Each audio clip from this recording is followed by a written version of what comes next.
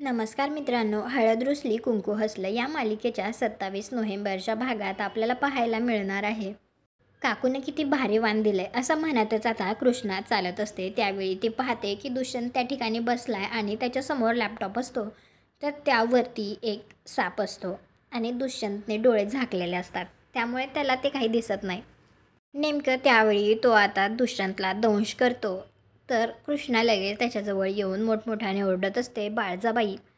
त्यावेळी आता तिच्या आवाजाने सगळे बाहेर येतात आणि बाळजाबाईंना तर हे पाहून धक्काच बसतो. साप चावल्याने हे पाहून खरंच आता बाळजाबाई खूप घाबरलेल्या असतात, कारण त्यांचा दुष्यंत म्हणजे हा काळजाचा तुकडा असतो. तर कृष्णा आता म्हणते, डॉक्टरांची वाट नाही बघू शकत आपण. आणि ज्या ठिकाणी सापाने दंश केला आता त्या ठिकाणी तोंड लावून आता कृष्णा ते विष काढून घेण्याचा प्रयत्न करत असते. आता हे पाहून तर सगळ्यांना खरंच आश्चर्य वाटतं.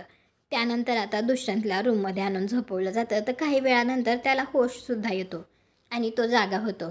त्यानंतर तो आई असं म्हणतो, तर बाळजाबाई लगेच त्याच्याजवळ जाऊन त्याला म्हणते, तू ठीक तर आहेस ना बाळा.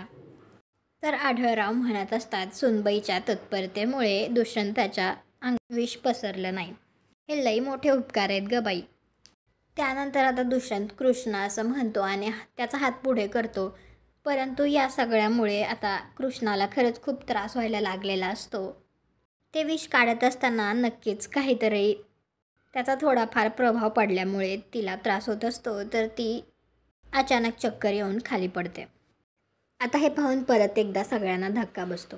तुम्हाला हा भाग कसा वाटला ते कॉमेंट करून नक्की सांगा. व्हिडिओला लाईक करा, आपल्या मराठी मालिका चॅनलला सबस्क्राईब करा. भेटू पुढील भागात.